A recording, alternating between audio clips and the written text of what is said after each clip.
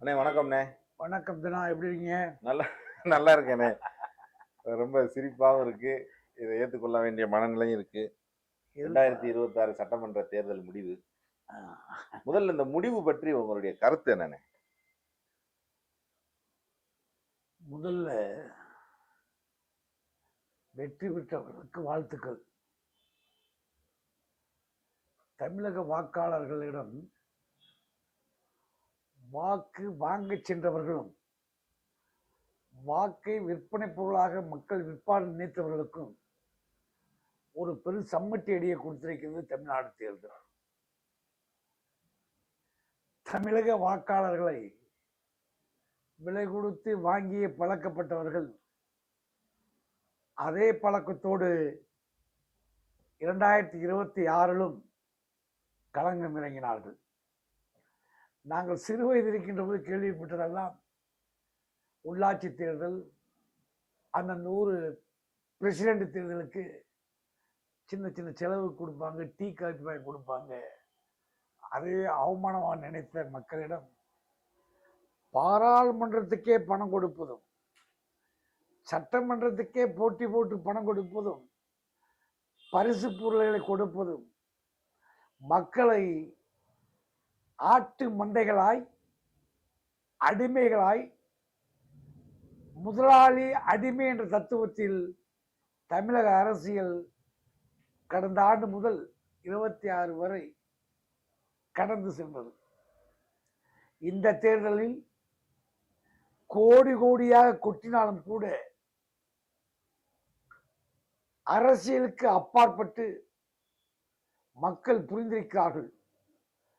பணமுள்ளவன் தான் வெற்றி பெற முடியும், பணம்தான் எதையும் நிர்ணயம் செய்யும் என்ற பேராசைக்காரர்களுக்கு ஒரு பெரும் நெருக்கடியும் அதிர்ச்சியும் கொடுத்திருக்கிறார்கள் தமிழக வாக்காளர்கள். இன்னும் சொல்லணும்னா வாக்காளர்கள் வெட்கப்பட்டிருக்கிறார்கள். தமிழக மக்கள் வெட்கப்பட்டிருக்கிறார்கள். காரணம், மாற்றி மாற்றி நம்மளை விலை பேசுகிறார்களே, எவ்வளவு கேவலமாக நினைத்து விட்டார்கள் என்ற ஒரு விரக்தியான மனநிலை தான் மக்கள் இருந்திருக்கிறார்கள். அதை வெளிப்படுத்திய விதம் சரியோ தவறு, பணத்திற்கு விலை போகவில்லை என்ற ஒரு மிகப்பெரிய திருப்பு முனையை தமிழக வாக்காளர் உருவாக்கிறார்கள். மக்களுக்காக உழைக்கின்றவர்கள், மக்களுக்காக வாதாடுபவர்கள், மக்களுக்காக குரல் கொடுப்பவர்கள், பொது வாழ்க்கையில் அர்ப்பணித்தவர்கள் தேர்தல் நிற்க முடியுமா என்ற அச்சம் இருந்தது. நம்மளை போன்றவர்கள் தேர்தலை சந்திப்புமா என்ற பயம் கூட இருந்தது. 10 கோடி 20 கோடி என்ற நிலை. ஆனால் பணம் தேர்தல் நிர்ணயிக்கிறதா என்பதை பொது வாழ்க்கையில் இருப்பவர்களுக்கு ஒரு புதிய எழுச்சியும் தன்னம்பிக்கையும் கொடுத்திருக்கிறது இந்த 2026 தமிழ்நாடு சட்டமன்ற தேர்தல். ஆகவே தமிழக மக்களுக்கும் என் மனமார்ந்த நன்றியை தங்கள் வாயிலாக தெரிவித்துக் கொள்கின்றேன். இப்ப இந்த வெற்றி அப்படி என்பது ஒரு சினிமா மாயை, அதற்கான வெற்றியாகத்தான் பார்க்க வேண்டும்லாம் சில பேர் கருத்து சொல்றாங்க. தம்பி, இன்றைய தலைமுறை கடந்த கால வரலாறுகளை தெரியாதனால் இந்த மாதிரி ஒரு விமர்சனங்கள். இன்று எப்படி விஜய்க்கு ஒரு விமர்சனம் வந்திருக்கிறதோ,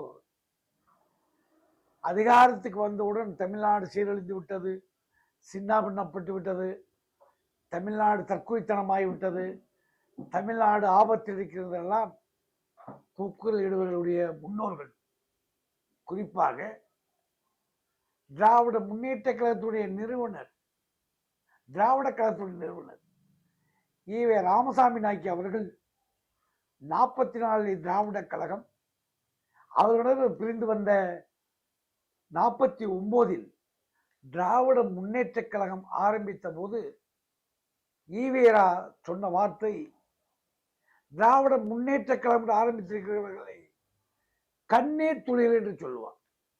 இன்னும் சொல்ல வேண்டால், அண்ணாதுரை பின்னாலே இருப்பவர்களெல்லாம் ஆபாசம் மிக்கவர்கள், அருவறுப்பு மிக்கவர்கள், மனித வாழ்க்கைக்கு வாழ தகுதியற்றவர்கள். இவர்களை நம்பி வீட்டுக்கு ஒருவேளை உணவுக்கு கூட அழைத்தால் உங்கள் கட்டிய மனைவியும் பிள்ளையை கபார்ந்து பண்ணி சென்றுவார்கள்.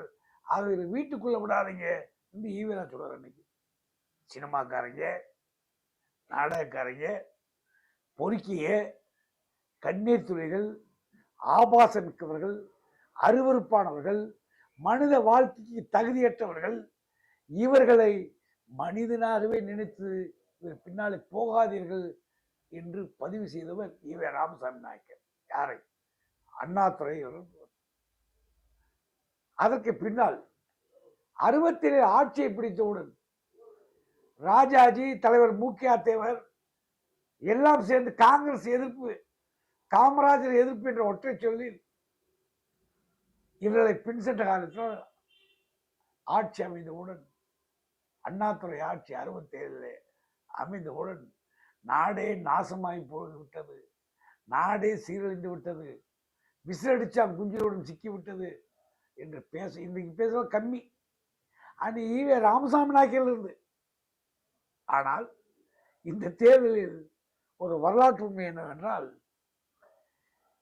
திராவிட இயக்கங்களை, தேச விரோத பிரிவினவாத பேசுகின்ற சக்திகளை அடக்க வேண்டும், ஒழிக்க வேண்டும் என்று சொல்லி காமராஜரால் முடியாததை, இந்திய பிரதமர் இந்திரா காந்தியினால் முடியாததை, ராஜீவ்காந்தினால் முடியாததை, இன்று மோடியால் முடியாததை, எந்த நோக்கத்துக்காக யார் பின்னால் இருக்கிறார்கள், யார் இயக்குகிறார்கள் என்பதுதான் அடுத்த கட்டம். இன்றைக்கு ஒரு மூன்றாம் சக்தியாக தமிழ்நாட்டில் உருவாகி இருக்கிறது என்பது, இவர்களெல்லாம் முடியாததை தனி ஒருவனாக தமிழக வெற்றி கழகத்துடைய தலைவர் விஜய் செய்திருக்கார் என்பதை நான் இங்கே பதிவு செய்ய விரும்புகிறேன். ஆகவே இந்த 67 பார்த்திருக்கிறார்கள், 72 எம்ஜிஆர் இதைத்தான் சொன்னார்கள். சினிமாக்காரன், மலுடன், மலையாளி, ஆள தகுதியற்றவன், இவனுக்கு என்ன தெரியும் என்றுதான் சொன்னார்கள். அண்ணாவரை என்றபோது அண்ணாதுரை சொன்னார்கள், கருணாநிதியை சொன்னார்கள், எம்ஜிஆரை சொன்னார்கள். ஏன் அம்மையார் ஜெயலலிதா பண்ணாத விமர்சனமா? இதே காலகட்டங்கள், இதே விமர்சனம் எல்லாம் தமிழகத்தில் புதுதல்ல. ஒரு 50 ஆண்டு காலம் தமிழ்நாட்டின் சாபக்கேடு தொடர்ந்து நடைபெற்று கொண்டிருக்கிறதா? சில இது உங்களுக்கு வேணா அது புதுசா தெரியலாம். ஒரு 50 ஆண்டு காலமாக சிறு வயதிலிருந்து நாங்கள் கொஞ்சம் ஆழமா பார்க்கறதுனால இவங்க விமர்சனங்கள் பூராமே, இவங்களுடைய வாய்ஸ் ஆழங்கள் பூராமே வெற்றி பெற்றால் இப்படி இருக்கும், தோல்வி பெற்றால் இருக்கும், எப்படி எப்படி வார்த்தைகளை பிரயோகிப்பார்கள். இவர்கள் நாவ் சக்தி மிக்கது, ஒரு நாக்கு சக்தி மிக்கது. எந்த வார்த்தைக்கும் பொருள் போடுவார்கள், எந்த வார்த்தைக்கும் விடை சொல்லுவார்கள், எந்த வார்த்தைக்கு ஒரு புதிய காரணங்களை கண்டுபிடிக்கின்ற ஆற்றல் இந்த 50 ஆண்டு கால திராவிட கழக ஆட்சியாளருக்கு உண்டு. அதே போல தம்பியை விஜய் அவர்களை பேசுகிறார்கள். இவர்கள் இதே வசவையும், இதே விமர்சனத்தையும், இதே அவமானத்தையும், தனி மனித ஒழுக்கத்தையும், எல்லா பழியும் சொந்தக்காரர்கள் அதை கடந்து வந்து மக்கள் மறந்து விட்டார்கள் என்று நினைவில் இருக்க நினைத்து இன்று இவர்களை பேசுகிறார்கள். இது அப்படியே சுழற்சி முறையில் தமிழ்நாட்டில் வந்துட்டே இருக்கின்றீங்க. ஒரு 50 ஆண்டுகளமா எங்களை போன்றவர்களுக்கு ஒரு புதிய விஷயம் அல்ல. இப்ப இந்த விஜய் இதை எப்படி எதிர்கொள்வார்னு நினைக்கிறீங்க? அதற்கான தகுதியோடு இந்த ஆட்சியை கொண்டு செல்வாரா? ஏன்னா இப்ப பெரும்பான்மை இல்லாம இருக்க வேண்டிய சூழல்ல இருக்கு. இப்ப அவர் பெரும்பான்மை நிரூபிக்கிறதுக்கு இன்னும் 12 சீட்டுகள் தேவைப்படுது. இந்த சூழல் எல்லாம் இந்த தமிழக அரசியலில் எப்படி அவர் எதிர்கொள்வார்னு நினைக்கிறீங்க? இதுக்கப்புறம் நம்ம சில கேள்வி பேசணும். உங்களுக்கு இந்திய அரசியல் வரலாற்றிலேயே 1947க்கு பின்னால் முதல் தேர்தல் நடைபெற்றது 52. இந்தியாவில் பூரா காங்கிரஸ் வெற்றி பெற்றது. தமிழ்நாட்டில் மட்டும் காங்கிரஸுக்கு மெஜாரிட்டி கிடைக்கவில்லை. கம்யூனிஸ்டர்கள் வலுவா நிற்கிறார்கள். அப்ப வன்னியில் 2 பிரிவு, ஒரு மாணிக்கவேலர், இன்னொரு ராமசாமி படையாட்சி அவர்கள் இருவரும் சேர்ந்த இருவரில் ராமசாமி படையாட்சி வன்னியர்களுக்காக பேசக்கூடியவர், மாணிக்கவேலர் வெள்ளைக்காரருடைய ஆதரவாளர், வெள்ளை அரசாங்கத்தை பாராட்டி அவர்களுக்கு ஆதரவாக செயல்படக்கூடியவர் மாணிக்கவேலர். ஆனால் வன்னியர்கள் அமைப்பு 2 பேர்டையும் ஒரு குறிப்பிட்ட சீட் வந்த உடனே, தொங்கு சட்டமன்றம் வந்த உடனே, அப்ப சென்னை மாகாணம், அப்ப பசும்பொன் தேவர் அவர்கள் ராமசாமி படையாட்சியை போய் சந்திக்கிறார். மாணிக்கவேலர் சந்திக்கல. படையாட்சியை கம்யூனிஸ்டுகளுக்கு ஆதரவு கொடுக்க சொல்றார். இதை அவர் மனைவியை பதிவு பண்ணியிருக்கார். ராமசாமி படையாட்சியுடைய மனைவியை பதிவு செய்திருக்காங்க. அங்க போய் கம்யூனிஸ்டுகளுக்கு ஆதரவாக கேட்கிறாரு பசும்பொன் தேவர்.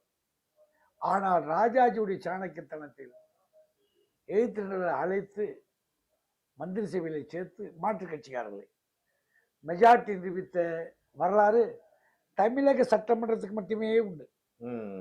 தேர்தல் முடிவு தேர்தலில் கடுமையான எதிர்ப்பு, கடுமையான கலவரம், கடுமையான பிரச்சனைகள் காங்கிரசுக்கு உங்களுக்கு.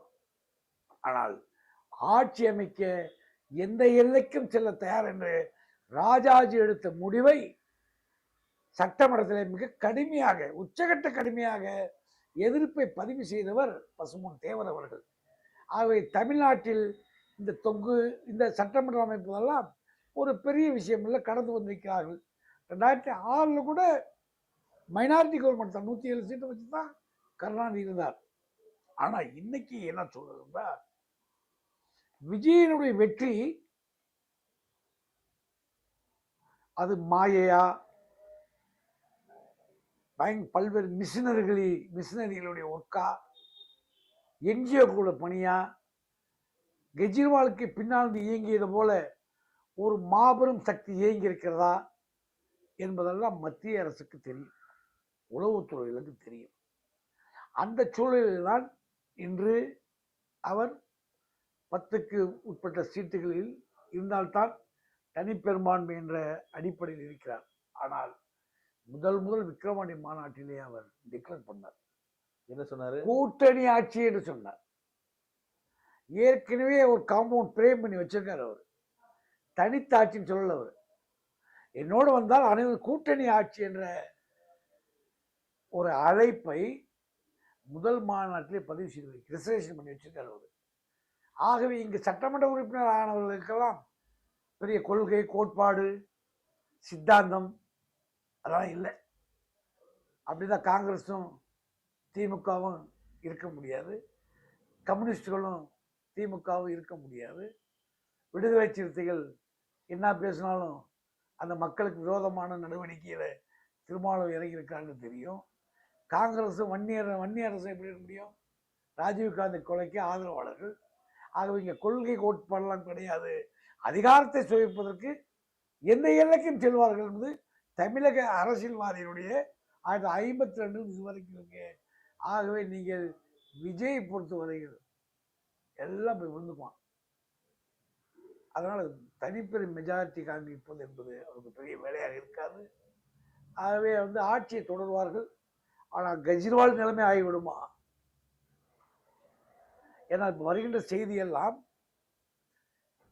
இந்த பிரச்சாரம் இந்திய வரலாற்றில் பல தேர்தல்களில் குழந்தைகளை மையப்படுத்தி, குழந்தைகளை பிரச்சாரங்களை பயன்படுத்தி, குழந்தைகளுடைய சிந்தனைக்குள் புகுந்து, பெற்றோர்களை மிரட்டி, தாய் தந்தையரை மிரட்டி, தாத்தா பாட்டிகளை மிரட்டி ஒரு மிகப்பெரிய உளவியல் ரீதியான ஒரு தேர்தல் அந்த தேர்தல் இருக்கிறது. ஏன்னா குழந்தைகள்லாம் சாதாரணமாக போய் தாய் தாத்தா பாட்டி தாத்தா கிட்ட ஓட்டு போடுறேன் சத்தியம் பண்ணுங்கன்னு கேட்பது காமராஜர் அவர்களை 67 விருதுநகரிலே தோற்கடிக்க சீனிவாசன் ஒரு சிறு மாணவன் நிறுத்தி இதே சத்தியத்தை பண்ண சொன்னவர் டாக்டர் கருணாநிதி அவர்கள்.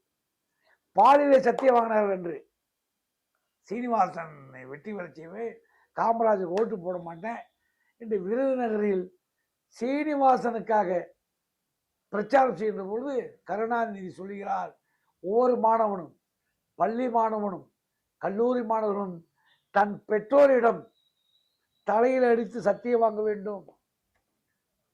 சீனிவாசன் உதயசூரன் தான் ஓட்டு போடுவேன், காமராஜருக்கு போட மாட்டேன் அப்படின்னு பிரச்சாரம் பண்ணாரு.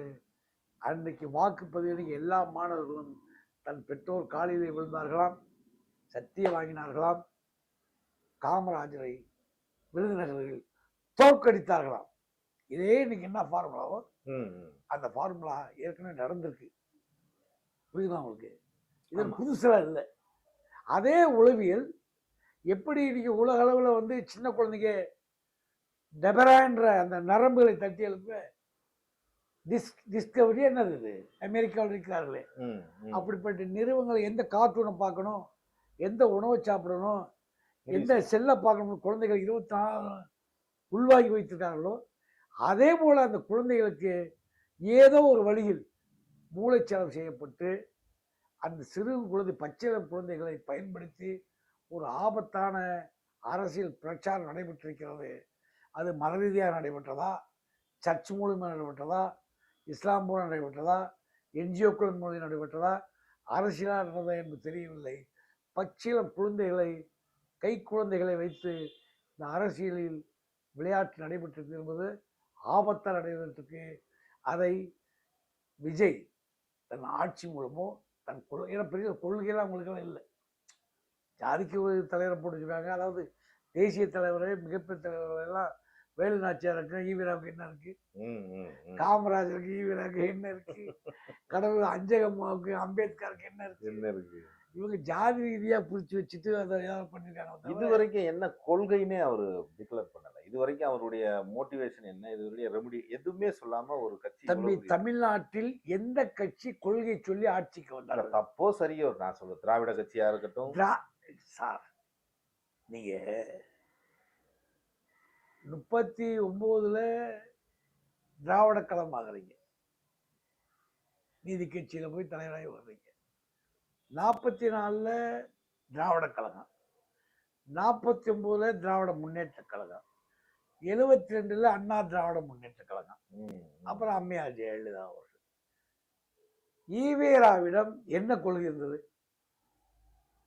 தமிழ் தேசியம், திராவிடம், பெண்ணடிமை, தீண்டாமைக்கு எதிரானது, சமூக நீதி, நிறைய சொல்றாங்களா? உங்களுக்கு தெரியுமா? சொல்றாங்க. அவங்களுடைய வாழ்க்கை ஒரு மிகப்பெரிய, ஈவேராவை பொறுத்த வரைக்கும் அவர் அன்றாடு பேசியது ஆவணமாக இன்னைக்கு வரைக்கும். அவர் வாழ்நாள் கடைசி வரைக்கும் என்னைக்கு ஆரம்பிச்சாரோ 19, 21 ஆரம்பிச்சாரு ஈரோடுக்கு தலைவரா வந்தது. அன்னையிலிருந்து இன்னைக்கு வரைக்கும், அவர் மறைவு வரைக்கும், கடைசியில் ட்ரிபிளிக்கர்கள் பேசுற வரைக்கும் ஆவணமா இருக்கு. ஒரு சில வீடியோவும் இருக்கு அவர் சொந்த குரல்ல. அதை எந்தோ புத்தகங்களை தமிழக அரசு யாரதை பார்த்தாலும் நாட்டு உரிமை ஆக்கியிருக்கு. ஆனா அதை மட்டும் நாட்டு உரிமை ஆக்கல.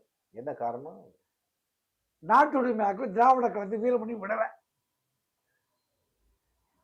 என்னப்பா, குளத்தூர் மணியா இருக்கட்டும், கோவை ராமகிருஷ்ணனா இருக்கட்டும், அவங்கெல்லாம் பெரியாரனுடைய ஈவேராவனுடைய வாழ்க்கை அந்த புத்தகங்களை வெளியிட வேண்டும், பல தொகுப்பு உள்ளது. ஆனால் விட மறுத்து இன்றைக்கு வரைக்கும் அரசுடைய ஆக்காதது காரணம் அவ்வளவு டாவ் இருக்குல்ல, இவ்வளவு அவ்வளவு போலி இருக்கு, அவ்வளவு அருவறுப்பு இருக்கு. என்னப்பா, ஈவேரா கொள்கையை இன்னைக்கு பேசுற சங்கின்னு சொல்றான், ஆர்எஸ்காரன்னு சொல்றான். தேவர் சொல்லுவார், இங்கே ஒரு கிழவன் ஈவேராவை பற்றி ஆரியம் திராவிடன் பேசுகிறான். இவருக்கு முதல்ல பேசினவர் நேரு தன் மகளுக்கு எழுதிய கடிதத்தில் ஆரியம் திராவிடத்தை பற்றி எழுதி ராமாயணம் மகாபாரதம் பொய் என்று சொல்கிறார். நேருவை எதிர்ப்பை விட்டு ஈரோட்டு கிழவர் எதிர்ப்பு இருந்தால் நியாயம் கேட்பார். என்னங்க இது? உங்களுக்கு கால்டுவேல், ஜெர்மன் முல்லர்ஸ், இது ஒரு 300 ஆண்டுகால தத்துவம், அது திணிக்கப்பட்ட தத்துவங்கள். என்னப்பா, அதனுடைய ஏஜெண்ட் தான் ஈவேரா. கொள்கை கத்திரிக்காய் என்று எதுவுமே கிடையாது. வாழ்வியலுக்கு நம்முடைய குடும்ப செட்டப்புக்கு எதிரான ஆபாசமான அது பேசணும்னாங்க, அது விவாதம் பண்ணுவதற்கு தினகரன் இல்லை. ஈவேராவோட ஒரு முக்கியமான நபர்களாக தான் நான் நீங்க பேசுவீங்க. சரி, அதனால கொள்கை எம்ஜிஆர் அண்ணாயிசம்னாரு. நம்ம எம்ஜிஆரிசம் அண்ணாவிசம்னாங்க, அம்மா சொன்னாங்க எம்ஜிஆரிசம்னாங்க, கருணாநிதி அண்ணாதுரையை திராவிடஸ்தான் கேட்டாங்க. என்னப்பா அப்புறம் அண்ணாதுரையை விட்டு ஈவேராவை தூக்கி பிடிச்சாரு யாரு? கருணாநிதி. புரிஞ்சுங்களா உங்களுக்கு? அண்ணாதுரை தான் கட்சிக்கு தலைவர். யார் எதிர்த்து? ஈவேராவை எதிர்த்து. ஈவே ராமசாமி நினைக்கிற எத்தனை ஆண்டு காலமா? 49 கட்சி ஆரம்பித்து 67 வரைக்கும் இவங்க ஆட்சி வர்றது வரைக்கும் ஒரு நாள் கூட வந்து ஈவேரா அண்ணாதுரைக்கு திமுக ஓட்டு பண்ண சொல்ல. காமராஜன் காங்கிரஸ் தான் பிரச்சாரம் பண்ணார். என்னப்பா அது ஒண்ணுக்கொன்று முரண்பாடான இடைச்சொல்கள். உதாரணம் வேற ஒன்றும் இல்லை தம்பி.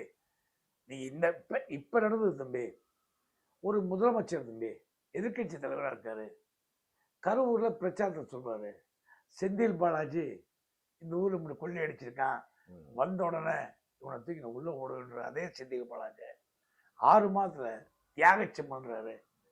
கவர்னர்கிட்ட போய் மனு கொடுத்து இவங்கெல்லாம் குற்றவாளின்னு சொல்லி கவர்னர்கிட்ட இவ்வளவு பெரிய அறிக்கையை கொடுத்து வந்தாரு. 5 ஆண்டுகள் நடவடிக்கை எடுத்தாரா? ஆனா அவர் தியாகின்னு போட்டுனாரு.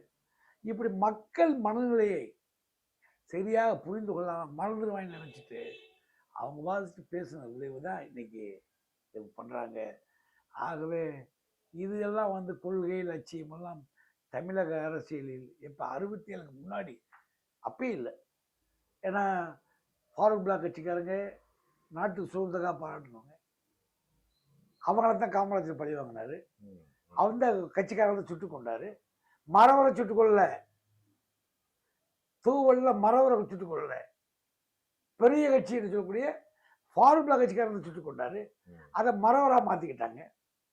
காங்கிரசுக்கும் ஃபாரூக் பிளாக் நடந்த சண்டையை மரவர் சண்டையாக தேவேந்திர சண்டையாக மாற்றி தான் இன்னைக்கு வரைக்கும் பொருத்தி வச்சிருக்காங்க.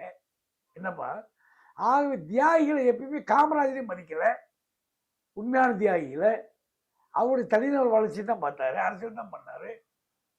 சரியா?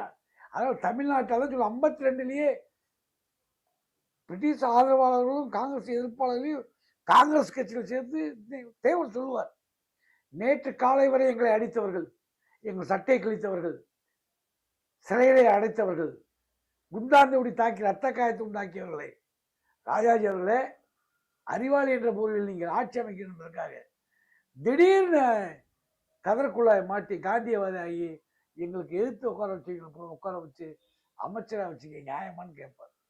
அது கொள்கை கோட்பாடு தமிழ்நாட்டில் கிடையாது. அதனால இங்க விஜய்க்கும் அது பொருந்தும். விஜய்க்கு மட்டும் இல்ல, தமிழருக்கு பொருந்தும். இப்ப எனக்கு இன்னொரு கேள்வி. இந்த தேர்தலில் வெற்றியை தொடர்ந்து தென் மாவட்டத்தில் தான் தாவேக்கு அதிகமாக வந்திருக்கிறது. தென்காசியில இல்ல, கடலூர் மாவட்டத்தில் இல்ல, குறிப்பாக தென் மாவட்டத்தில் தேவர் மக்கள், முக்குளத்தூர் மக்கள் அதிகமான பகுதியிலே தான் தாவேக வேட்பாளர்கள் அபரிதமாக ஜெயித்திருக்கிறார்கள். இந்த தென் மாவட்டத்தில் ஜெயிக்கிறதுக்கு என்ன காரணம்? ஏன்னா இங்கே ஃபார்வர்ட் பிளாக் என்ற ஒரு பாரம்பரியமான இயக்கம் உசிலம்பட்டியிலையும் வந்து இந்த தேர்தலில் இடம்பெறாமலே இருந்திருக்கு. இந்த கேள்வி நான் அடுத்து கேட்கிறேன். முதலில் இதுக்கு என்ன பதில்? தென் மாவட்டத்தில் நீங்க ஒரு சில உண்மைகளை வந்து நான் இன்னைக்கு சொல்லாம போனாக்க அது வரலாற்றில் தவறு பண்ணுவதாக இருக்கும். உங்களுக்கு ஏற்கனவே ஒரு சில நம்ம காணொலியிலே ஒரு சில விஷயங்களை பதிவு பண்ணியிருக்கேன், அதை மீண்டும் பதிவு பண்ண முடியாது. அதிமுக என்பது முக்குளத்தூர் ஆதரவான கட்சியாக 91 1991 மாற்றப்பட்டது.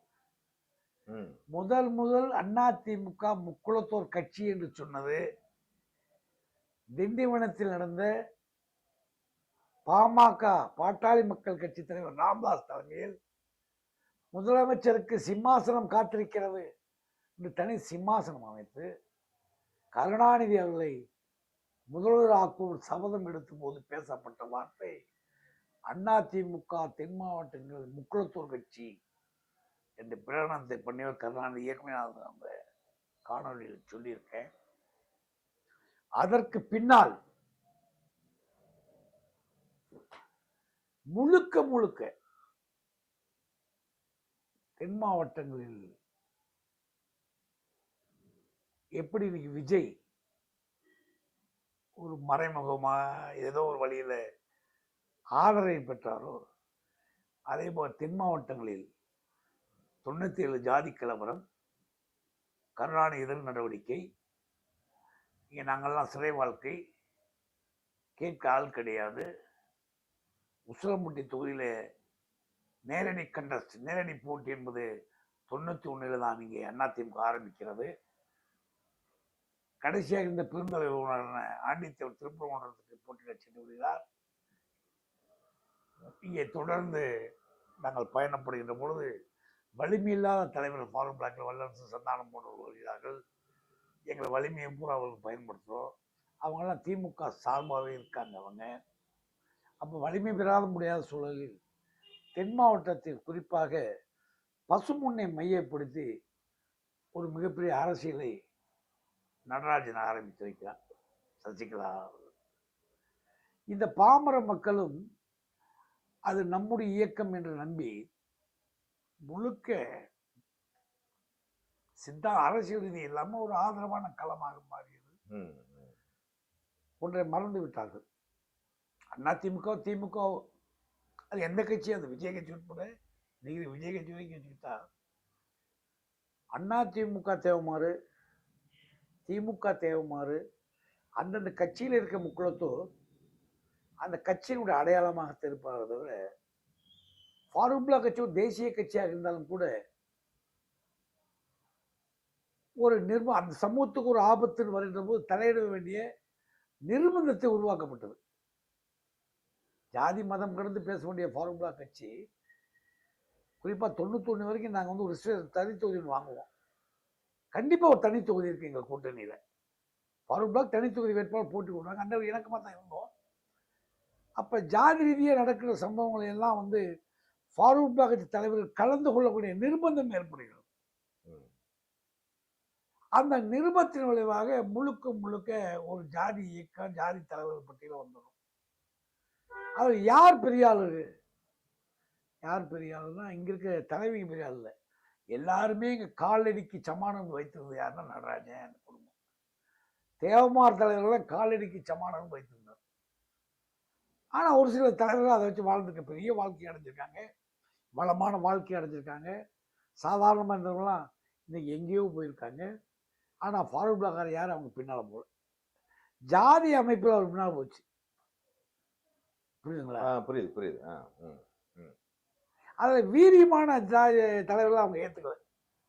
குறிப்பாக சண்முக பாண்டியன் போல, எங்களை போன்ற வாண்டியார் போன்றவர்களையெல்லாம் அவங்க நாங்களே ஏற்றுக்கல, அவங்க எங்களை ஏற்றுக்கல. நான் கிட்டே போல நாங்கள் இன்னைக்கு வரைக்கும். அப்போ அந்த ஜாதியின் பேரால் இயக்கம் நடத்துகிற அத்தனை பேருமே அவங்களோட பயன்பட்டவங்களாக இருக்காங்க. அப்போ அவங்களுக்கு எங்களுக்கும் வித்தியாசம் தெரியாம போச்சு. அப்போ முக்குளத்தூர் கான்செப்ட் அப்படின்னு வர்றப்ப அதிமுக 97 கலவரம் அதுக்கு ஒரு முக்கிய காரணம். தச்சையில் நடைபெற்ற துப்பாக்கி சூடு, சிவகாசியில் நடைபெற்ற துப்பாக்கி சூடு, இப்படி பல கலவரங்களை சொல்லலாம். அந்த கருணாநிதி நாட்டின் வெறுப்பில் வந்து அவங்க கடுமையாக எதிர்த்ததெல்லாம் உண்டு. அப்போ கருணாநிதி எதிர்ப்பு என்பது எப்பயுமே இந்த மக்கள் மத்தியில் வந்து அதிமுக அது குறிப்பிட்ட குடும்பம் அதை அறுவடை செய்து விட்டது. இடையில் எடப்பாடி காலத்தில் பல்வேறு பிரச்சாரங்கள் பண்ணப்பட்டது. அதை முறியடிக்கிற சக்தி அதிமுக இல்லை. குறிப்பா இன்னைக்கு தான் சொல்றேன் நான், 10% இடஒதுக்கீடு என்பது 68 ஜாதி துரோகம் பண்ணிட்டார், எடப்பாடி துரோகம் பண்ணிட்டார்னு சொல்லக்கூடிய அந்த அமைப்புல யாருக்காவது 68 ஜாதிகள் என்னைக்கு கணக்கெடுத்துன்னு தெரியாது. அது 1931 எடுத்து கணக்கெடுப்பு. சென்னை மாகாணத்தில் பாதி ஜாதி வெளியே போயிடுச்சு. அந்த 28 குறவர் சம்பாதிச்சு சேர்ந்தவங்க. ஆமா இல்லைங்க. ஆனா பெரும்பான்மையா பாதிக்கப்பட்டது பிரமிளை கலர் சமுதாயம். ஆனா பிரமிளை கலர் எங்க அதிகமா வாழ்றாங்களோ, திருப்பரங்குன்றம், மதுரை, போடி, நிலக்கோட்டை, திருமங்கலம், திருப்பரங்குன்றம் எல்லா இடத்துலையும் அந்த தேர்தலை ஏடி மிதஞ்சிச்சு. என்ன எடப்பாடி துரோகம் சொன்னாங்களோ, பாதிக்கப்பட்ட பிரமிளை கலை முறை யார் தேர்ந்தெடுத்தான்? எடப்பாடி தான் தேர்ந்தெடுத்தான். சரிங்களா? சசிகலாவுக்கு ஓபிஎஸ்க்கு டிடிவி நடந்தது அதிமுக உட்கட்சி சண்டை எடப்பாடி நடந்தது. உண்மையா இல்லையா? ஆமா, அதை சாதியா மாத்தி விவாதிக்கிறதுங்க. அதிமுக ஒரு இயக்கம், ஈவேரா, அண்ணாதுரை, எம்ஜிஆர் இவங்களுடைய இயக்கம். அந்த இயக்கத்தோட நம்ம கூட்டணி இருக்கோம், ஃபார்வர்ட் பிளாக் கட்சி நாங்களாம் இருக்கோம். ஆனா அந்த கட்சியில சசிகலாவுக்கும் நடராஜனுக்கும் டிடிவி தினகரனுக்கும் ஓ பன்னீர்செல்வத்துக்கு நடைபெற்றது அதிமுக உட்கட்சி விவகாரம். அந்த கட்சியோட சட்டத்திட்டம் பயிலா, அதனுடைய விதிமுறைகள் சரியா, அத இவன் ஜாதி பிரச்சனை ஆக்குறது. சசிகலா எங்க அம்மா, ஓபிஎஸ் எங்க அண்ணன், டிடிவி எங்க மைச்சன், யாரு இங்க இருக்கக்கூடிய சாதி அதிகாரத்தின் உச்சத்தில் இருக்கிற போது ஒரு மேலிட கல்லூரி வாங்குறதுக்கு எவ்வளவு போராட்டம் நடந்துச்சு.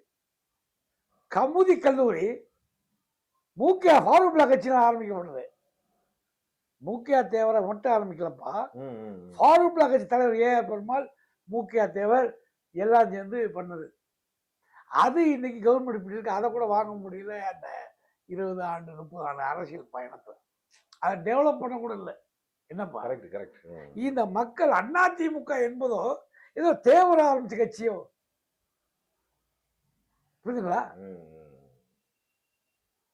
ஆனா எல்லா நேதாஜி படம் வச்சிருப்பான், ஏன்னா முக்குளத்தூர் மாதிரி, நேதாஜி முக்குளத்தூர் மாதிரி.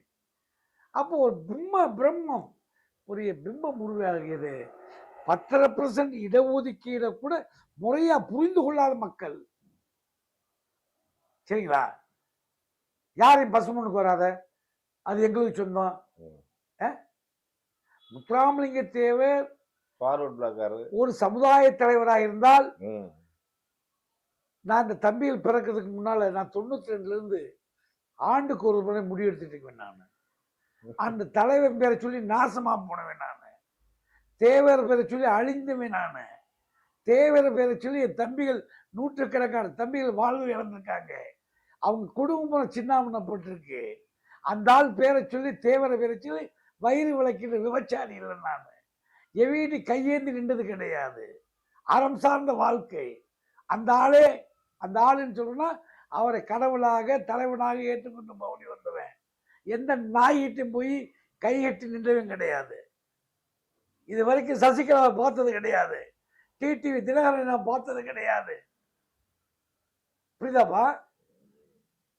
ஆனா எங்களப்பா சும்மா நெட்ல வந்துட்டு அது வயசு என்ன, தரம் என்ன தகுதி இருக்குன்னு எடப்பாடிட்டு பிட்டு வாங்கிட்டேன், ஓபிஎஸ் பிட்டு வாங்கிட்டேன், வெக்கமா இல்லை எவனே. இப்ப நாளைக்கு பாருங்களேன், இசைக்கராஜா பெட்டி வாங்கிட்டாருங்க சாத்தூர்ல, ஸ்ரீவெங்கட சுரேஷ் பெட்டி வாங்கிட்டாருங்க.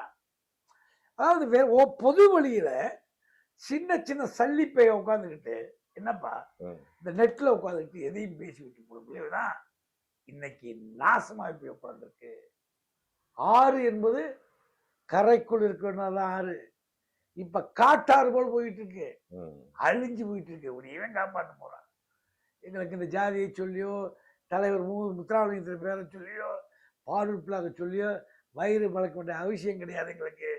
அதான் நாங்க 45 வருஷமா நாசமா போனவங்க, இனி போய் நாங்க என்னப்பா எதுவும் கிடையாது. ஒண்ணு அதே வேளையில் தென் மாவட்டத்தில் நீங்க கேட்டது அதிகமாக வெற்றி வெற்றிக்கிறது. குறிப்பாக இந்த சமூகத்தினுடைய பெல்ட் பூரா, சமூகம்னே சொல்லாதீங்க தம்பி, ஒரு சமூகம் மட்டும் 100க்கு 100 ஓட்டு எங்கேயும் போட முடியும்? இல்ல போடாது, நான் அப்படி கேட்கல. அப்படி தென் மாவட்டம் கேளுங்க, எல்லா ஜாதியும் சொல்லுங்க, எல்லாம் தான். சமூகம் நீங்க ஒரு பர்டிகுலர் கம்யூனிட்டியை மட்டும் நீங்க பேஸ் பண்ணாதீங்க. இந்த வேலை தொடர்ந்து ஊடகம் பொறியாளரும் பண்ணிட்டு இருக்கிறது. தென் மாவட்டத்தில் பூராமே அதிமுகவுக்கு ஆதரவு என்றால் டிடிவி தினகரனும் சசிகலாவும் ஓபிஎஸ் அப்படி ஒரு நிலைப்பாட்டு ஊடகங்களும் பத்திரிகை வச்சிருச்சு, புரியுதுங்களா? ஆமா, தென் மாவட்டம் இவங்க 3 பேர் தான் மிகப்பெரிய தலைவர்கள், ஐகான் ஆஃப் முக்குளத்தோர். இவர்கள் சொன்னால்தான் முக்குள சம்மதி எழும் விழும் அப்படின்னு ஒரு மாயை உருவாக்கி வச்சிருந்துச்சு ஊடகங்களும் எல்லாமே. அதை எடப்பாடி முதல் நம்பினார் இந்த தேர்தலில். டிடிவி தினகரனுக்கு கொடுத்த முக்கியத்துவத்தை ஃபாரூக் கட்சி கொடுக்கல. அது என்ன காரணம்? அதான் டிடிவி வந்துட்டாரு, உதயகுமார் இருக்காரு, அங்க தென் மாவட்டத்தில் முக்குளத்தூர் ஊரா செல்லூர் ராஜ் இருக்காரு, செல்லப்பா இருக்காரு, சீனிவாஸ் இருக்காரு. என்னங்கப்பா இவங்க எதுக்கு? ஃபாரூக் பிளாக்னா தான் இவனு ரோட்டில் போகிறவங்க ஒரு புளிக்குடியை வச்சுக்கிட்டு நான் ஒரு ஃபாரூக் பிளாக்னு சொன்னேன், அதை தூக்கி மணியில் உட்காந்து தயாராகிறாங்கல்ல. ஏன்னா அது ஒரு பொது சொத்தாகி ஃபாரூக் பிளாக்னு என்னன்னே தெரியாது. வடக்கு ஃபாரூக் பிளாக், தெற்கு ஃபாரூக் பிளாக், மேற்கு ஃபாரூக் பிளாக், ஆகாய ஃபாரூக் பிளாக், அடி ஃபாரூக் பிளாக்னு சம்மந்தம்லாம் புளிக்குடி பார்க்கணும். அங்கே யாருன்னு எனக்கே தெரியாதவே மாநில நிறுவன தலைவர் ஒரு குடி வச்சு உட்காந்துருப்பான். அவனை அதிமுக மேடையில் குறைச்சிருப்பாங்க. அது அதிக பங்கு நம்ம பண்ணது தம்பி உதயகுமார். பல ஃபார்முலா உருவாக்கி அவர் எங்களை ஈக்குவலாக பண்ணது. இதில் நீங்கள் கேட்ட கேள்வி பொருள் என்னன்னா, அதிமுக ஒரு அடிமட்ட தொண்டனுக்கான கட்சி.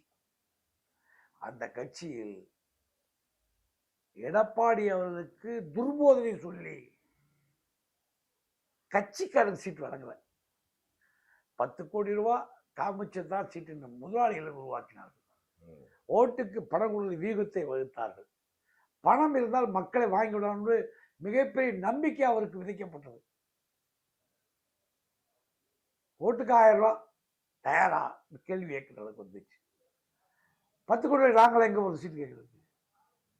ஃபாரூக் பிளாக்னுக்கு 10 கோடிக்கு என்ன சம்பந்தம்?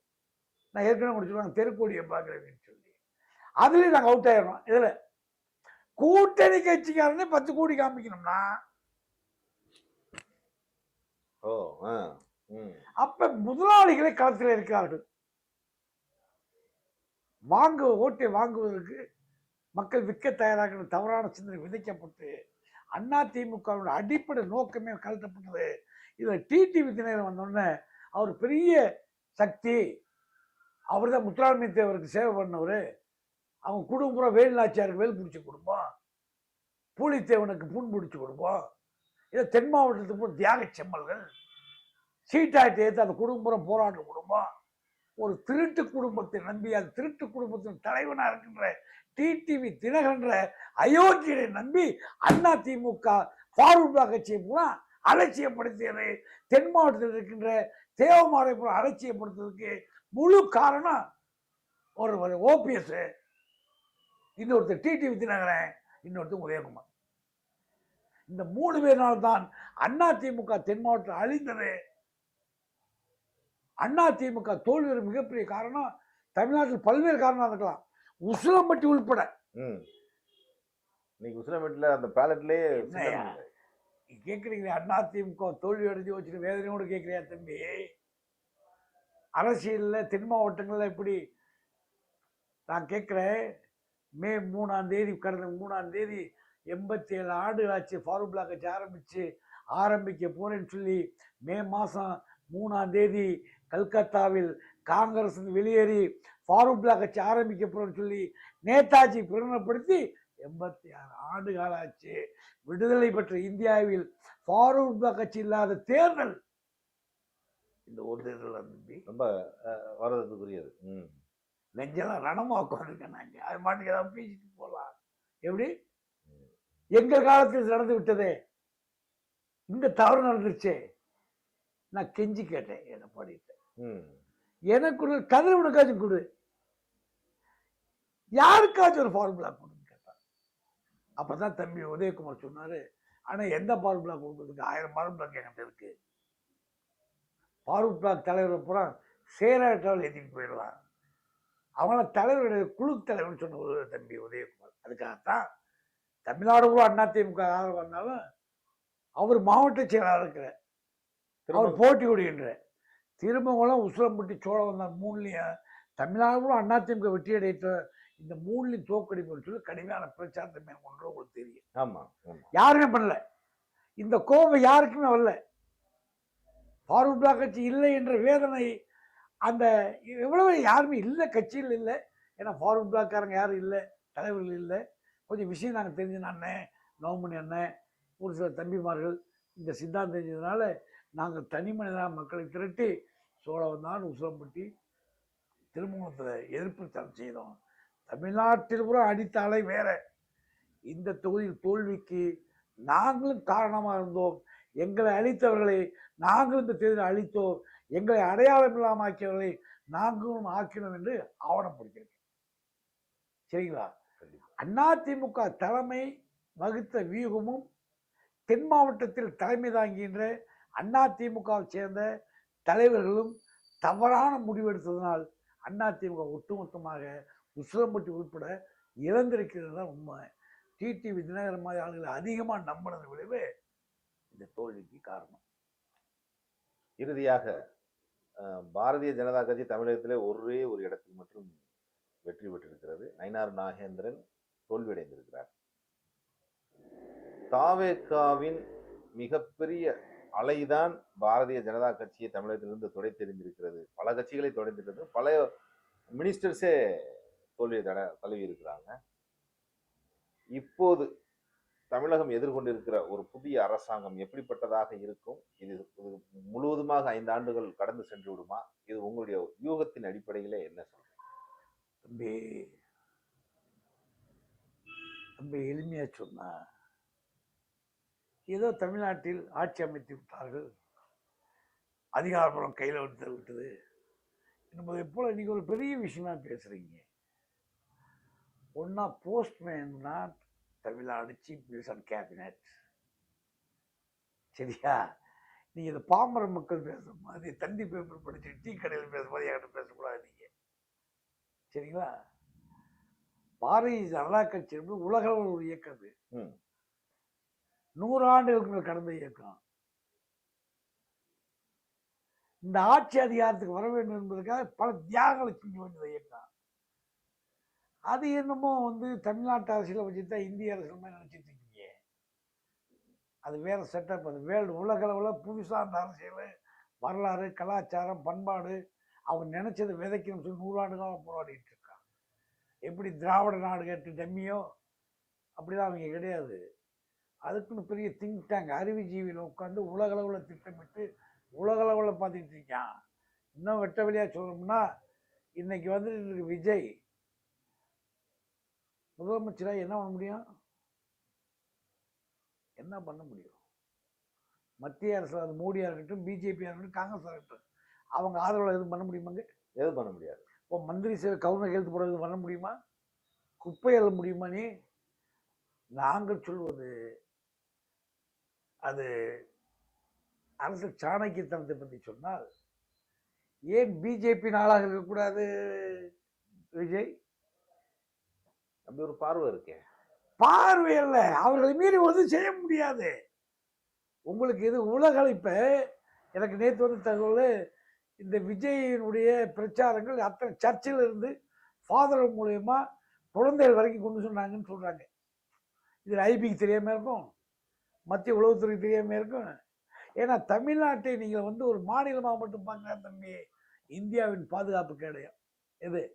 தமிழகம். கடல், கல்பாக்கம், கூடங்குளம், அத்தனை வெடிகுண்டு நம்ம வச்சுட்டு இருக்கேன். எங்க?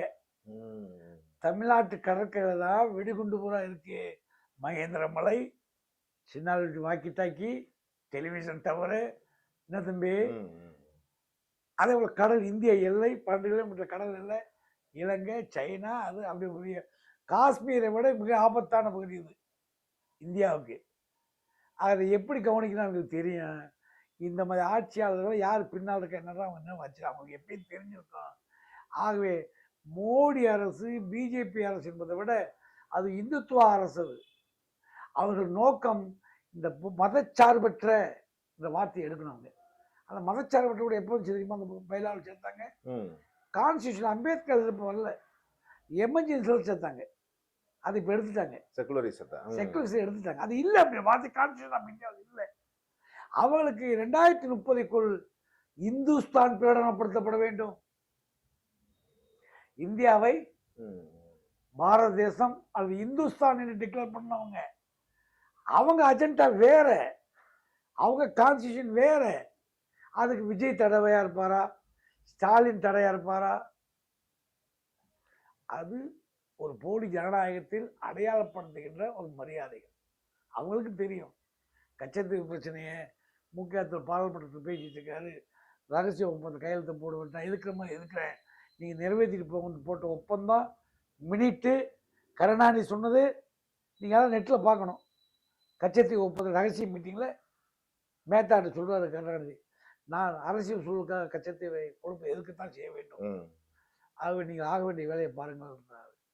நான் எதுக்கு தான் ஆகணும், அவங்க இல்லை பாதுகாப்பு கருதி இந்தியாவுக்கு வேணும் அதை கொடுக்கணுன்றப்ப அது உங்கள் ரொட்டேஷன் வேலையை நீங்கள் பாருங்கள், நான் எதுக்குன்ற மாதிரி அண்டர் ஒரு டீலிங் பூரா பைலா பூரா இருக்கு தம்பி. எவன் எங்கெங்கே பேசினா எந்த முதலமைச்சர் பேசினான்ற அத்தனை ஆவணமாக இருக்கிறது. ஆகவே இவங்க நீ நினைக்கிற விஜய் வந்துட்டாரு, இவரு குளத்தூர்ல இவரு ஸ்டாலின் தோத்துட்டாரு, காமராஜர் தோக்குறப்ப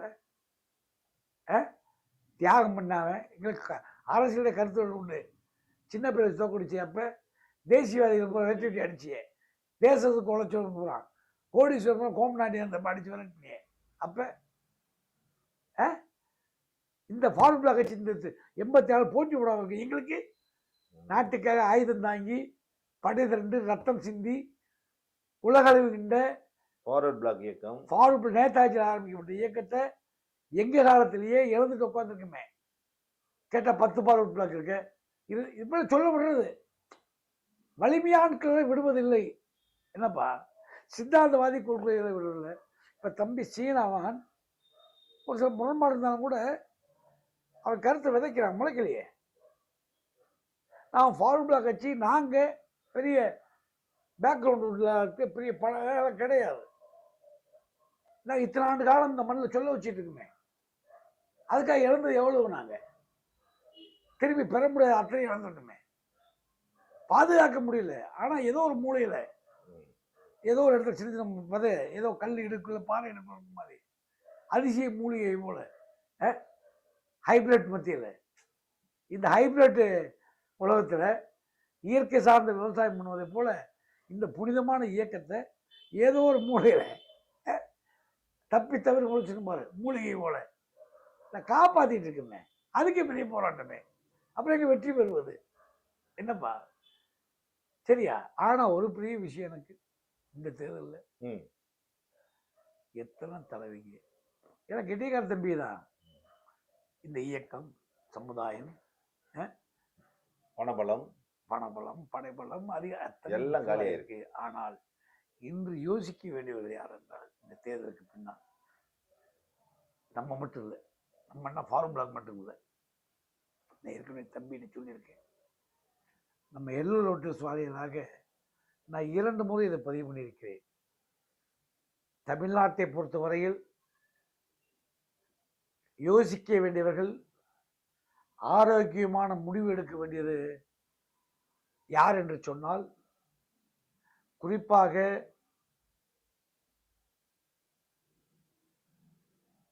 முக்குளத்து சமுதாயமும் அந்த சமுதாயத்தில் பிறந்த ஒரு தேசிய தலைவராக தேவரை தெய்வமா நேசிப்பவர்களும் ரெண்டா பிரிக்கணும். அந்த சமுதாயம் ஒன்று, அவரை நேசிக்கிற பல்வேறு சமூகத்தவர்கள், தேவேந்திர குல வேளாளர்களும் அதன் தலைவராக இருக்கின்ற ஜான் பாண்டியன், கிருஷ்ணசாமி போன்றவர்களும் தென் மாவட்டத்தில், நாடார் சமுதாயத்தைச் சேர்ந்த கரிக்கோல்ராஜ், நம்ம என்ன தனபாளன், பெரிஸ் மகேந்திரன் போன்ற முக்கியமான ஆளுமைகளும் என்னப்பா நாடார் சமுதாயத்தை, கோணார் சமுதாயத்தை சேர்ந்தவர்களும் வெளிவராமல் கூட ஒரு சில தம்பிமார்கள், வடக்கே தமிழ் தேசிய ஆயுத புரட்சிக்கு தயாரான தம்பி வேல்முருகன் போன்றவர்களும், அருமைக்குரிய சகோதரர் தனியரசு போன்றவர்களும், கொங்கு ஈஸ்வரன் போன்றவர்களும், சரியா, இவன் தமிழை தாய்மொழியாக கொண்டானோ, இவன் சமுதாயத்துக்காக மாறியந்து முன்னின்று தன் வாழ்வை இழந்திருக்கிறானோ, அரசியல் அதிகாரத்துக்கு வர முடியாத விமர்சனத்துக்கு உட்படுத்தப்பட்டிருக்கிறானோ, இந்த தலைவர்களெல்லாம் ஒன்று சேர்ந்து யோசிக்க வேண்டிய நேரம். தமிழ்நாட்டை மீட்க வேண்டும் என்று சொன்னால் ஜான்பாணி யோசிக்கணும். கிருஷ்ணசாமி யோசிக்கணும், முருகன்ஜி யோசிக்கணும், மாண்டையார் யோசிக்கணும், தனியரசு யோசிக்கணும், கொங்கு ஈஸ்வரே ஆரம்பிக்கணும், மைனாரிட்டின்னு சொல்லக்கூடிய இஸ்லாமிய பெருமக்கள் யோசிக்கணும். இவர்களெல்லாம் ஒட்டுமொத்த அணியர்னா ராம்தாஸ் அதை பண்ணாரு. எஸ்சி நான் எஸ்சி மூவ்மெண்ட்டாக போயிடுச்சு. என்னப்பா, ஆகவே எல்லா மக்களும் உட்கார்ந்து ஒரு தீர்க்கமாக முடிவெடுக்க வேண்டிய கடமையும் பொறுப்பும் அந்த தலைவருக்கு இருக்கிறது. எதிர்காலத்தில் அரசியல் அதிகாரத்தை கைப்பற்ற இவர்களெல்லாம் ஒன்றிணைந்தால்தான் ஒரு ஆரோக்கியமான தமிழக அரசியலை கொடுக்க முடியும். காரணம், தமிழக அரசியலை பொறுத்தவரையில், ஆட்சி அதிகாரத்தை பொறுத்தவரையில் ஒரு 700 ஆண்டு காலமாக தமிழர்கள் ஆட்சி அதிகாரத்தில் இல்லை. புரியுது எனக்கு. கண்டிப்பாக உங்களை அணிதிரண்டால் மட்டும் முகலாயர்கள் ஆட்சி, அவர்களை மீட்க வந்து விஜயநகர பேரரசு ஆட்சி, அதற்கு போய் ஒயிட் ஆட்சி, இந்த 100 ஆண்டு காலம் மாற்று மொழி ஆட்சி தமிழகத்தில் வந்து கொண்டே தான் இருக்கிறது. காங்கிரஸ் காலத்திலேயே, சுதந்திர போராட்டத்திலேயே சென்னை மாகாணத்துக்கு யார் தலைவர், ஆந்திராவா தமிழ்நாடா தமிழ்காரா இப்படிலாம் இருந்துச்சு. இன்னைக்கு வரைக்கும் அது வெற்றிகரமாக செயல்பட்டு கொண்டிருக்கிறது. இவன் வெட்டும் பெருமாள் என் ஜாதி என்று சொல்வது, பூலித்தேவர் என் ஜாதி என்று சொல்வது, ஒண்டி வீரன் தெரியுமான்னு இருப்பது, நம்ம தீரன் சுந்தரலிங்கம் தெரியுமான்னு இருப்பது, சின்னமலை தெரியுமான்னு இருப்பது, மாமன்னர் மருதுபாடுகள் எங்கள் குலச்சொத்து என்பது,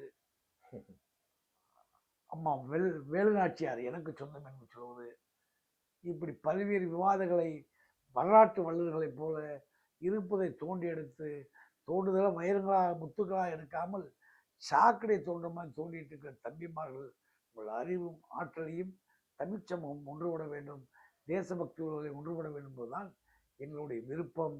அதை நிறைவேற்றுவது அந்த தலைமுறையின் கடமை. எங்களை போன்றவர்கள் இருப்பதை சின்ன சின்ன குடிசை வச்சு போட்டு வச்சுக்கிட்டு இருக்கோம். இந்த தேர்தல் பலருக்கு பல வாழ்வை கொடுத்திருக்கலாம், பலருக்கு பல தோல்வியை கொடுத்திருக்கலாம், பலருக்கு பல ஏமாற்றத்தை கொடுத்திருக்கலாம். அவர்கள் சக்திக்கு உட்பட்ட ஏமாற்றங்கள் அதெல்லாம் நடைபெற்றிருக்கிறது.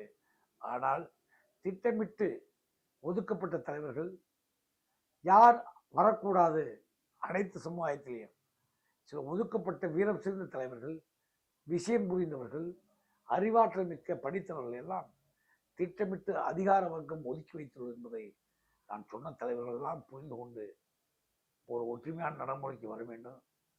அந்த அவன் ஜாதினா அவன் வேலையை பார்த்துக்கோ. என்னங்க இதில் சிலையை வைத்து அரசியல் பண்ணுவது, இது வச்சு அரசியல். இன்னும் குறிப்பாக சொன்னோம்னா, நான் சகோதரர் ஜான் பாண்டியனுக்கும் கிருஷ்ணசாமிக்கும் தேவேந்திர தம்பிகளை நான் கேட்குறேன். மதுரை விமானத்திற்கு நான் தேவர் வைக்கும் என்று போராடுகின்ற போது நீங்கள் இமானுவேல் பேரை வைக்க சொல்லி போராட்டம் தான் கெட்டு நிற்கிறது. ஒரு ஆண்டாண்டு காலம் ஒடுக்கப்பட்ட அடக்கப்பட்ட ஒரு சமூகம், பிராமண அந்தனரிலிருந்து அருந்தியது வரை இடஒதுக்கீடும், என்னை எஸ்சி பட்டியல் சேரு, என்னை பிசியில் சேரு, என்னை டிஎன்டியில் சேரு என்று போராடி இந்தியா முழுவதும் வருகின்ற பொழுது எஸ்சி பட்டியலிருந்து என்னை அகற்றப்பட வேண்டும் என்ற ஒரு வீரம் சிறந்த கோரிக்கை வைத்தவர் நீங்கள். நான் பல தடவை வாழ்த்திருக்கேன். அப்படிப்பட்ட கோரிக்கை வென்றெடுக்கப்பட்டிருக்கிறதா? இதெல்லாம் யோசிக்க வேண்டிய நேரம். இந்த தேர்தல் எவ்வளவு சொன்னானா? யாரும் பேசல. நான் 2 கேள்வி கேட்கிறேன். மதுரை விமானத்திற்கு பெயர் வைக்க வேண்டும் என்று டாக்டர் சுப்பிரமணிய சுவாமி அவர்கள் டெல்லி ராஜ்யசபையில் பேசுகின்ற பொழுது ஆதரவாக அன்றைய துணைத் தலைவர் வெங்கையா சொன்னார், is a fire of independent India with Tamil Nadu என்று சொல்லி சுப்பிரமணிய சாமி கேட்ட கேள்விக்கு அவர் சபாநாயகராக பதில் சொல்லி அந்த தலைவர் பெயரை சுட்டு ஏற்பாடு செய்யுங்கள், கருத்து சொல்லுங்க என்று சொன்னபோது தமிழ்நாட்டில் எவனும் எந்திரிச்சதுக்கு ஆதரவாக நிற்கிற அதிமுக, திமுக, கம்யூனிஸ்ட் வெளியே பேசுவாங்க.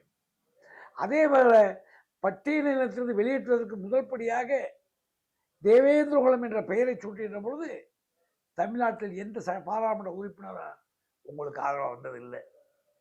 ராஜஸ்தான் முடிந்தாங்க. வட இந்தியர்கள் தான் உங்களை தேவேந்திர குலம் என்று பெயர் மாற்றம் வேண்டும் என்று தமிழ்நாட்டில் 39-40 எம்பி எவனும் பேசுவேன். ஆனா வட இந்தியாவிலிருந்து முன்மொழிஞ்சா வழிமொழிஞ்சா சட்ட வடிவாக்கினான். நீ அதை விட்டுட்டு உன்னை அங்கே கை விட்டுறான் எல்லா பேரும் பூரா இங்கே உட்காந்துக்கிட்டு நான் ஆளும் பரம்பரை வாழும் பரம்பரை வாளோடு பிறந்தேன் வேலோடு பிறந்தேன் அதுக்கெல்லாம் இனிமேல் வேலையும் இல்லை, அந்த விவாதத்துக்கு வேலையை பேச்சு தம்பி இல்லை. அதை பல பேர் சொல்லியாச்சு. அதை திருந்துட்டு தான் உன்னுடைய கடமை, பதிவு செய்ய என்னுடைய கடமை. இதெல்லாம் யோசித்து ஒரு 55 பேருக்கு தேவேந்திர உலகம்னா மேடையில் பேச தெரிஞ்ச பூரா தலைவன், 4 புஸ்தகம் படிச்ச பூரா தலைவன், இங்க அதை தாண்டி ஒரு தலைவன், ஒவ்வொரு சமுதாயத்துக்கு 50 தலைமை. எங்க போகுது? ஒரு அதான் சொன்னேன், காற்றாற்று வெள்ளம் எதுக்குமே பயன்படாது, கரைக்கு கட்டுப்பட்டதுதான் காற்று ஆறு. அப்பதான் ஆரோக்கியமான நிலைப்பாடு வருமே தவிர காற்றாற்று வெள்ளம் போல் கரை புரண்டு ஓடிக்கொண்டிருக்கிறீர்கள். விதைத்தவன் எவரும் அறுவடை செய்ய முடியவில்லை, வீணாக போகிறது. அதை அறிவிப்பது யாரோ என்பதை இந்த 26 சொல்லியிருக்கிறது. நாளைக்கு விஜய் கூட குரல் கொடுப்பானா என்று பார்ப்போம், இன்னும் குரல் கொடுப்பானான்னு பார்ப்போம். நம்முடைய குரல்கள் ஒன்றாக சேர்ந்து பட்டியல் பெயர் மாற்றத்துக்கு என்ன யார் அழைத்தீர்கள்? அழைச்ச கண்டிப்பா வந்திருப்பேன். அனைத்து சமூகம் சேர்ந்து ஒரு தமிழ்ச்சாகமகம் தன்னை தாழ்த்தப்பட்ட படியிலிருந்து தூக்கி எறிந்து விட்டு வர வேண்டும் என்ற அனைத்து பேரும் கூப்பிடுங்க, நீங்க வரோம் நாங்க. இனிமேல் தான் நீங்கள் இனிமேல் பண்ணுங்க எல்லாரும். இல்ல நாங்க வைக்கிற கோரிக்கை நியாயமானு பாருங்க. எங்களுடைய கோரிக்கை ஒற்றை கோரிக்கை தான், ஏற்போர்ட் பேர் வைக்கணும்ன்றதுதான். காரணம் தலைமுறை தியாகங்கள் அது ஜாதியாக மாறிவிடக்கூடாது, ஒரு குறிப்பிட்ட ஜாதிக்கு பெருமை சேர்த்துக்கூடாது, அந்த தலைவனுக்கு பெருமை சேர்க்கணும்ன்றதுனால தான் நான் பலதவரை சொல்லியிருக்கேன். தேவருக்கு பெயர் வைத்தால் இந்த நாட்டுக்கு பெருமை, அவருக்கு பெருமை இல்லைன்னு. ஆனால் நீங்கள் அவரை ஜாதிக்கு பெருமை நினைக்கிறீர்கள், மன்னிக்க வேண்டும். அந்த எண்ணத்தை தூக்கி வச்சு எங்க மாதிரி உண்மையான தேசியம் பேசுறது. ஒரு சிலத்தை கடுமையாக பேசியிருப்போம்னா ஒரு சில இடத்துல பேசியிருப்போம். அதே போல நீங்க பட்டியலத்தை வெளியிட எங்களை அழைங்க, நாங்க வர்றோம். இந்த நிலைப்பாடு எடுக்காமல் நீயா உட்காந்துக்கிட்டு நான் ஜெயிலுக்கு போனேன், நான் 2 கொலை பண்ணேன், நான் கேஸ் வாங்கினேன். தம்பிகளே, அனைத்து சமூகம் சொல்றேன், 26 உங்களுக்கு பாடம், எல்லோருக்குமே பாடம். அதிமுகவுக்கு பாடம். பணபலத்தை நம்பினா வீழ்ச்சி, சூதும் சூழ்ச்சி வென்றெடுத்திருக்கிறது. யார் பின்னால் இருக்குன்னு தெரியாது. 5 வயசு குழந்தை விஜய்க்கு ஆதரவு நிற்கிறது என்றால் எப்படி மூளைச்சலவை செய்யப்படுவதை புரிந்து கொண்டு இதையும் கடந்து செல்வோம், எதிர்நோக்குவோம், களம் காண்போம், வெற்றி பெறுவோம் என்று ஒற்றுமையாக இருப்போம். வேற என்னப்பா? நன்றி, மிக்க நன்றி. ஜெய்ஹிந்த். ஜெய்ஹிந்த்.